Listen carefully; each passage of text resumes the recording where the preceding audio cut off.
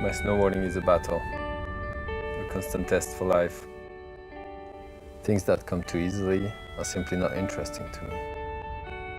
It's now been already 20 years of snowboarding, 20 years of discovering myself, discovering the world, discovering the mountains, discovering my limits. 20 years of a quest that has made my life amazing, but that has also so many times been really close to take it away from me. 20 years of snowboarding that have slowly led me to where I am today. My snowboarding is a constant battle between the good and bad voices in my head.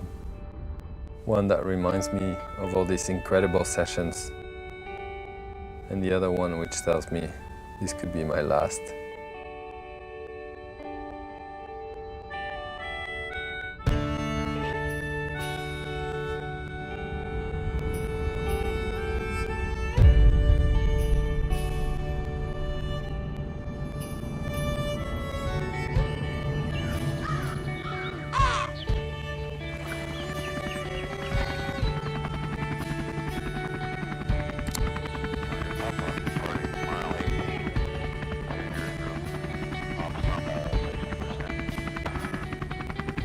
I think a lot of people see what I'm doing as really crazy and unreachable. So maybe for some people it inspires them because I live the things that they wouldn't want to be living. But maybe some other people just think I'm ridiculous and they watch it, you know, like just saying, oh, he's gonna kill himself anyways.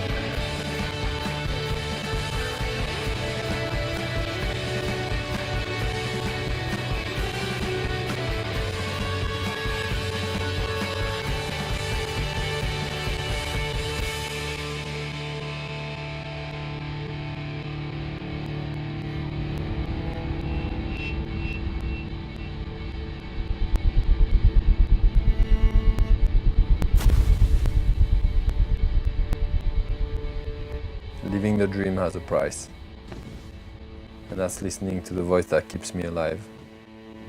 That voice that makes me think of the feeling of falling down some cliff, that makes me wish for bad weather, That voice that makes me imagine how it would be to fall into a crevasse or to suffocate under the snow. That makes me think of all those that haven't been as lucky as I have, gone before their time, taken by the mountains we love so much. That voice that reminds me of all the comments that I get to hear from people. How crazy I am. All these comments that remind me of Mila, my 6-year-old daughter, and how I shouldn't be taking so many risks anymore. All these comments that tell me that I should be moving to a more normal life before it's too late. But what's a normal life? I've never really had one.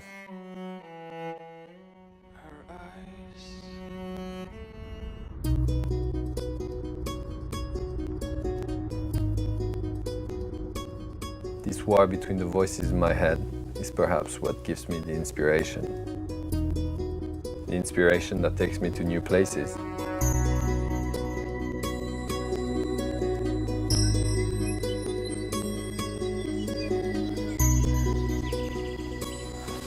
Plan to go on that moony hill up there, which looks super close but which is not. And so we're gonna walk through the woods first, cross a valley, and then get up there. Then we're gonna find these holes. It's all about the search for the hole. Il existe en fait des trous, des showrooms en fait qui traversent les montagnes en fait, qui sont percés et où le vent met de la neige à l'intérieur. It's supposed to be like 3-4 hours till the base of the couloirs, and then we're gonna maybe try to find a spot to sleep down there. Donc c'est comme des trous de spéléo et en fait la roche est très calcaire, karstique, et en fait les voûtes arrivent au bout d'un moment à s'écrouler et ça fait des ouvertures à travers la roche qui permettent de passer à l'intérieur. It's not just about writing, about looking for the right spot to shoot. It's more about finding the combination between the best writing and the best imagery. It's always good, I think, to do something different that makes you able to improve your snowboarding. Instead of going across the world, our exotic trip of the year was to go in the south of France to look for these caves that we've heard of.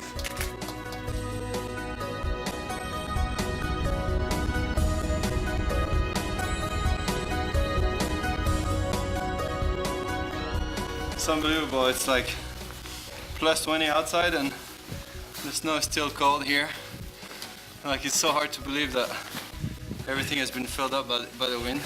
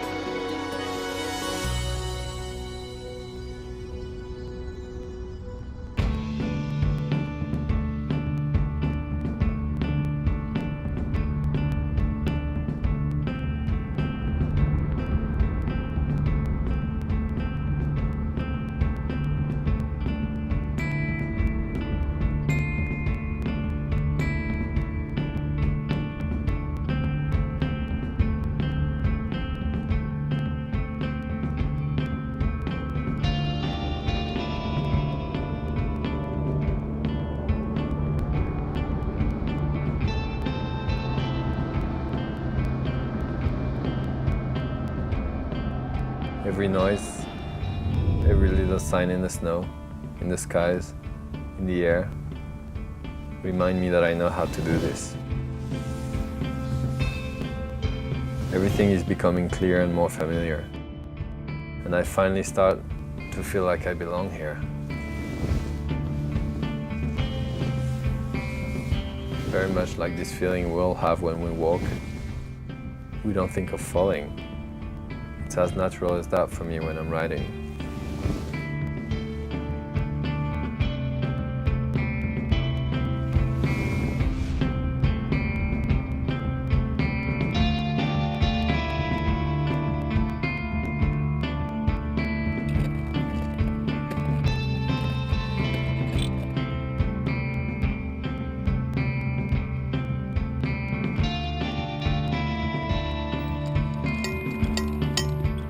Once I've dropped in, I see the way, and all that negative interference in my head vanishes.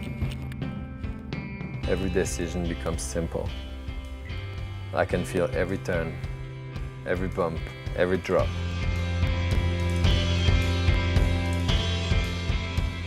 It seems like I'm in a dream. I feel alive.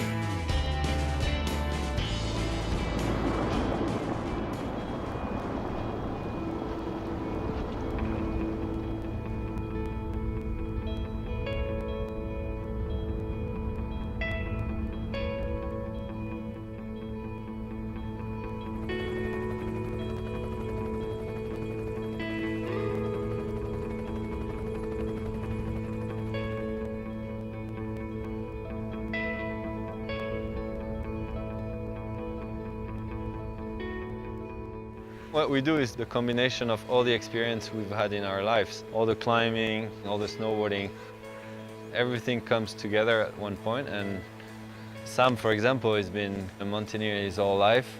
He's just so at ease in the mountain, in the ice. That's something you can't learn from one day to the other. It's definitely nice sometimes to get someone that inspires you.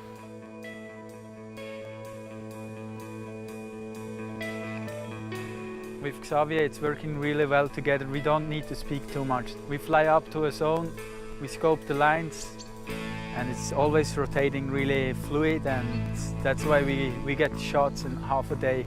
Took the helicopter at 8, and we were back having a pizza at 12 o'clock in Zermatt.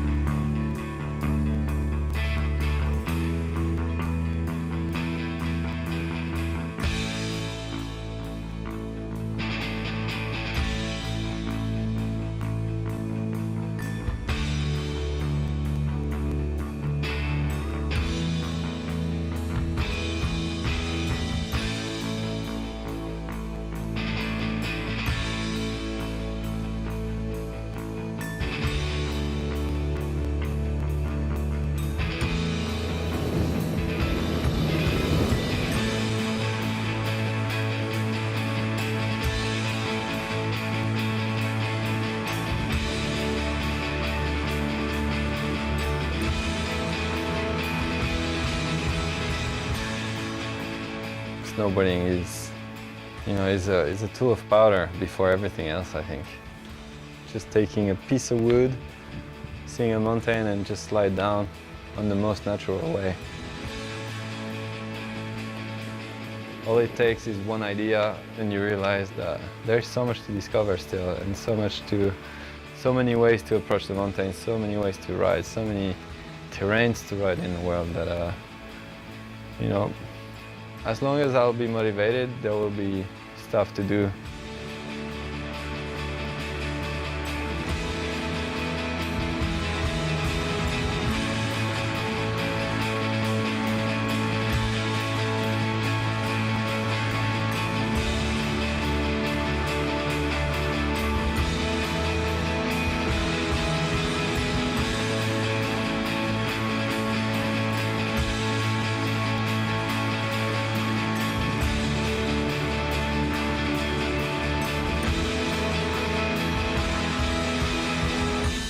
Chances of being born are so slim, so keep warm,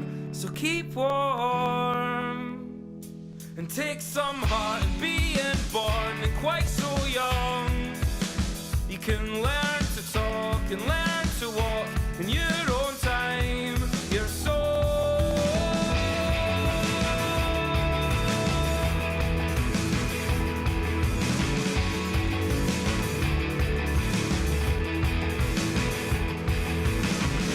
take heart in being born and making plans you can't keep that you've outgrown. You've taken this too far, now take me home. There's nothing to eat and there's nowhere to sleep in these four walls.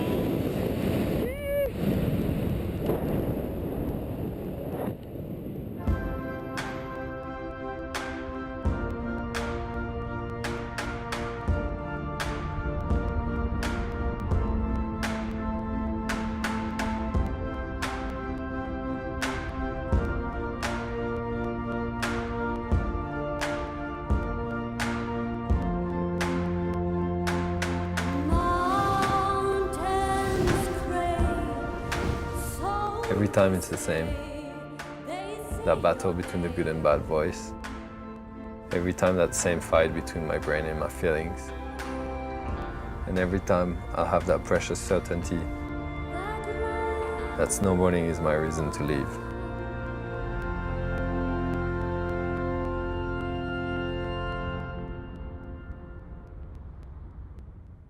Sometimes it doesn't make sense what I say, but whatever.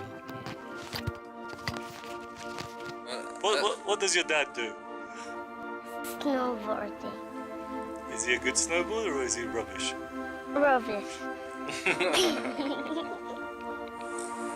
I'm crazy like my dad. Yeah.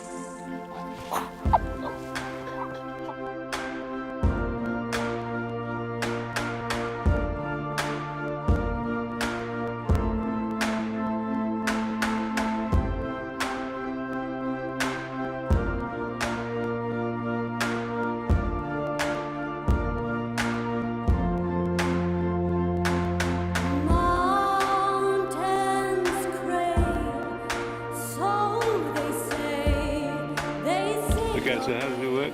I sit on the chair here. Guida, you sit down here. And we fly the door open. And this is kind of the position we're filming. To make it a little bit safer.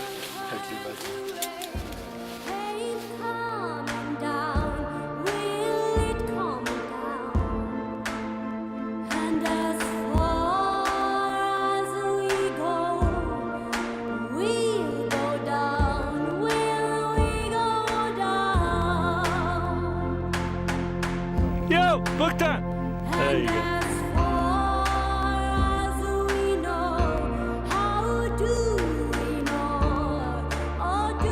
Il fait des sauts, il saute des falaises, des trucs comme ça.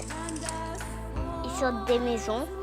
Il saute, saute des cliffs.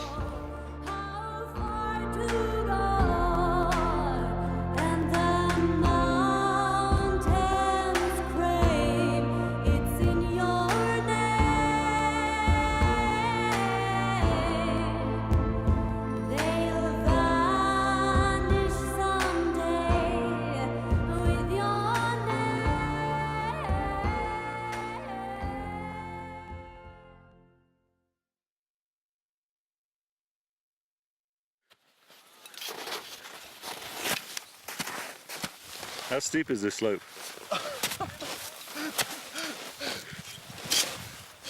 About 3 degrees. Eh? Fuck man, it's scary.